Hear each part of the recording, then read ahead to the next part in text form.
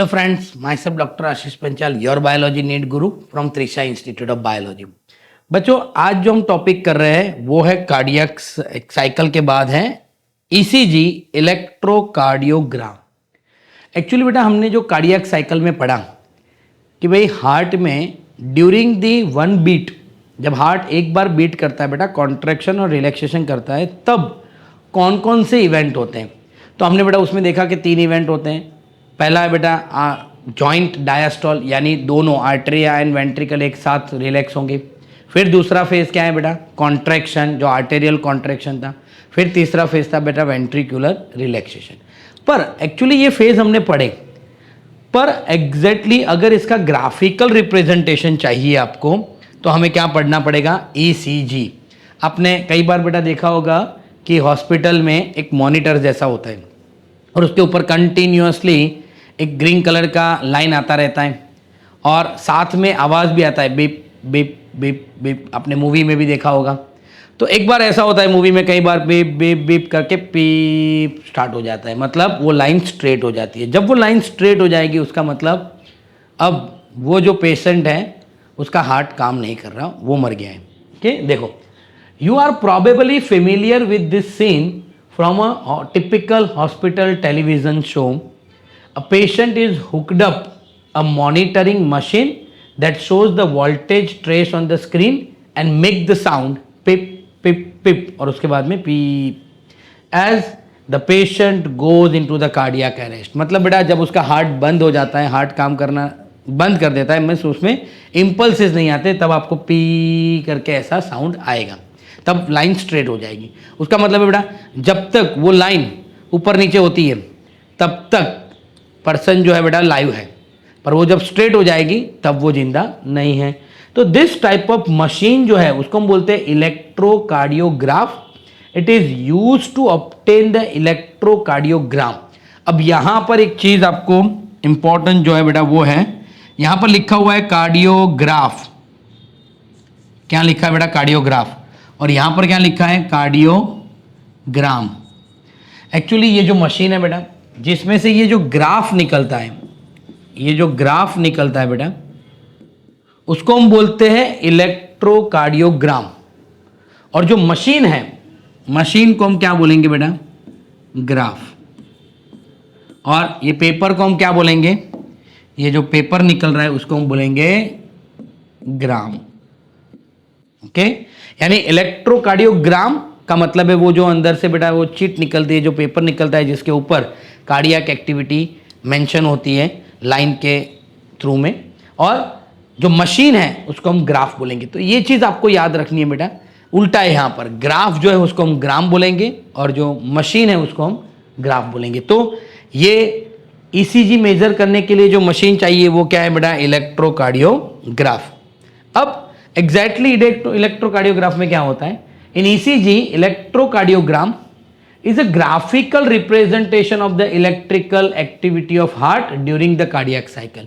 यानी बेटा cardiac cycle में जो इवेंट होता है उसका graphical representation. Okay, it is an graphical representation of cardiac activity during the cardiac cycle.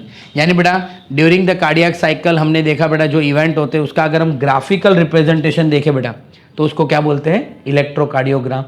To obtain a standard ECG, अगर बेटा मुझे कोई स्टैंडर्ड ईसीजी लेना है as shown in the figure, ये आपके सामने जो है बेटा वो स्टैंडर्ड ईसीजी है।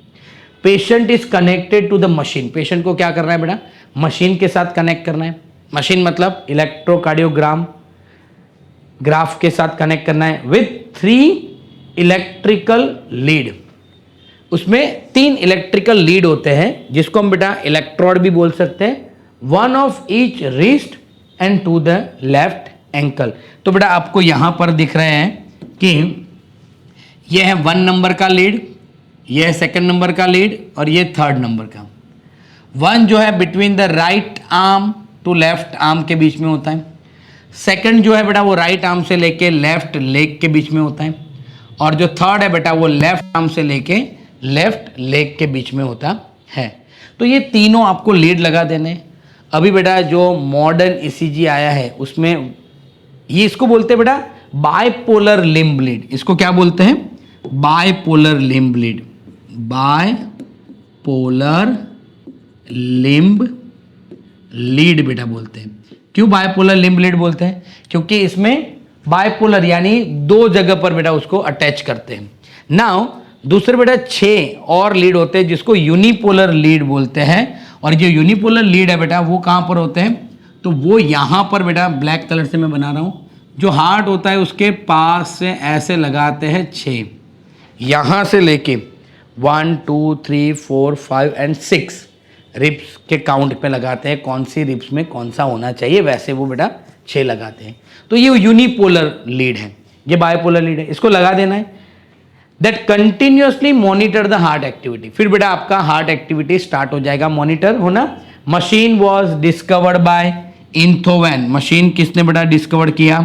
तो the machine was discovered by Einthoven and the first time the ECG was taken by Waller, first time ECG किसने लिया बेटा? वॉलेर ने। तो यहाँ पर वापस एक बार देखते हैं कि जो कार्डियक एक्टिविटी है उसका अगर हम ग्राफिकल रिप्रेजेंटेशन ले, याद रखना बेटा the cardiac activity during the cardiac cycle is on the graphical representation और द ग्राफ के फॉर्म में, उसको बेटा हम ईसीजी बोलते हैं। उसके लिए क्या करना है? जो पेशेंट है उसको मशीन के साथ हुक्ड अप कर लेना है। मशीन में बेटा क्या होंगे? इलेक्ट्रोड होंगे, बायपोलर लिम्ब लीड होंगे, जो राइट हैंड से लेके लेफ्ट हैंड, राइट हैंड से लेके लेफ्ट लेग एंकल में लगाना है बेटा, यहाँ पर याद रखना है, और दूसरा लेफ्ट हैंड से लेके लेफ्ट एंकल तक बेटा उसको लगाना है।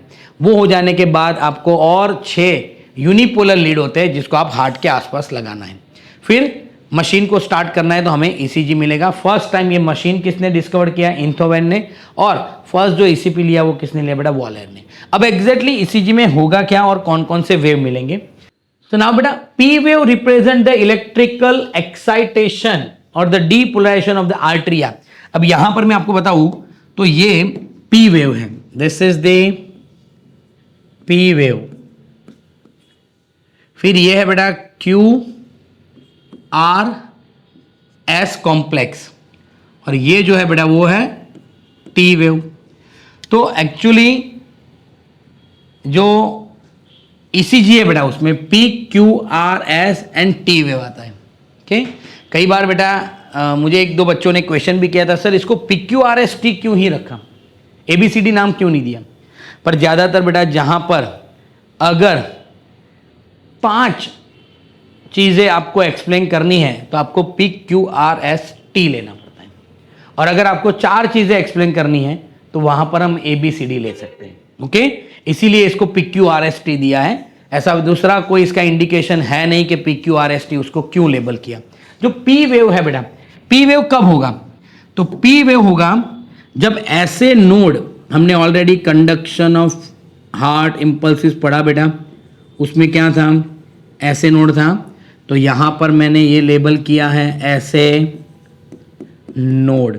जब ऐसे नोड में से बेटा इम्पल्सिस अराइज होते हैं, और ऐसे नोड में से इम्पल्सिस कहाँ जाते हैं?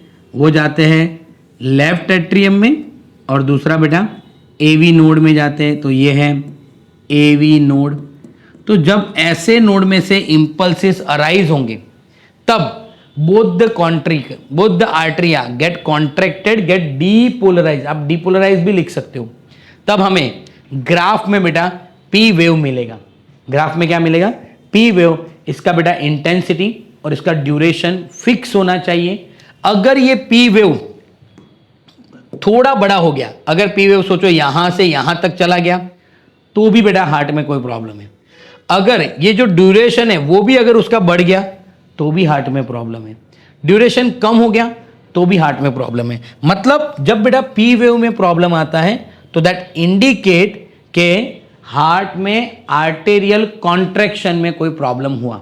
उसका ड्यूरेशन, उसकी इंटेंसिटी, वो सारी चीजें आपको याद रखनी है। यहां जो ड्यूरेशन होगा बेटा, ये जो टाइम पीरियड है, ये टाइम पीरियड आपको मेंशन होगा यहां पर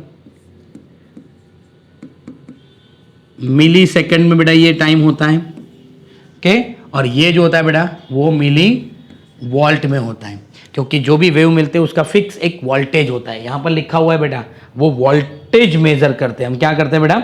वोल्टेज मेजर करते हैं। ओके, अब आपको नेक्स्ट पॉइंट पे ले जाते हैं। The QRS complex represent the depolarisation of the ventricle.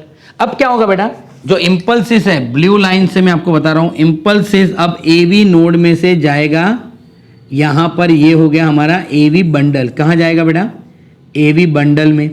और हमने वो भी देखा था बेटा, AV बंडल में से, AV बंडल AV नोड में से निकल के ये रहा हमारा AV बंडल, वो AV नोड में से निकल के first part of the inter ventricular septum तक जाता है। फिर उसके बाद उसका दो डिवीजन हो जाता है, right and left bundle of His बेटा। तो ये दोनों क्या हो गए, बंडल ऑफ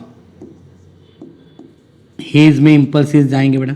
तब हमें वेंट्रिकुलर कॉन्ट्रैक्शन मिलेगा। क्या मिलेगा, वेंट्रिकुलर कॉन्ट्रैक्शन मींस जब impulses AV node to bundle of His, bundle of His to, अरे AV node to AV bundle to bundle of His में जाएगा, तब हमें QRS कॉम्प्लेक्स मिलेगा। ये रहा बेटा QRS कॉम्प्लेक्स, जिसको हम बोलते हैं ventricular contraction, which initiate the ventricular contraction. The contraction start shortly after Q and mark the beginning of the systole. यानी बेटा थोड़ा Q नीचे आएगा, फिर beginning of the ventricular systole. ये जो पूरा QRS है बेटा, अगर इसमें भी कोई प्रॉब्लम आया, उसका मतलब अगर देखो बेटा Q ज्यादा नीचे चला गया तो भी प्रॉब्लम है, ये वेव ज्यादा बड़ा हो गया तो भी प्रॉब्लम है, इसका जो ड्यूरेशन है अगर वो बढ़ गया, यहां से लेके ऐसे हो गया बेटा ये, तो भी प्रॉब्लम है।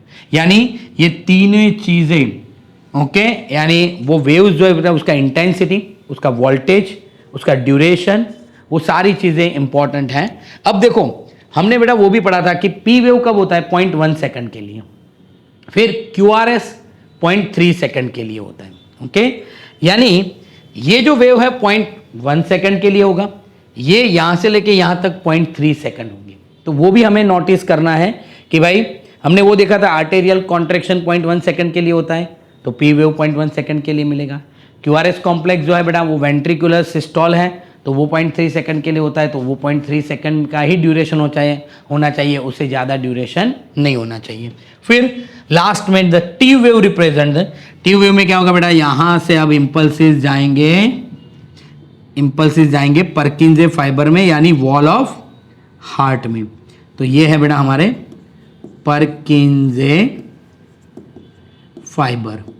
परकिंजे फाइबर में चले जाएंगे बेटा impulses. The return to the ventricle from the excited to normal state, यानी तब बेटा क्या होगा, वेंट्रिकल रीपोलराइजेशन हो जाएगा। The end of the T wave mark the end of the systole, यानी बेटा टी वेव जब एंड होगा तब वेंट्रिकुलर सिस्टोल भी एंड हो जाएगा। पर जो टी वेव है वो एक्चुअली रीपोलराइजेशन भी क्या करता है, एक्सप्लेन करता है। ओके, कई बार बेटा यहाँ छोटा सा ये वेव आपको मिल रहा है, उसको PQRSTW वेव भी बोलते हैं। ओके,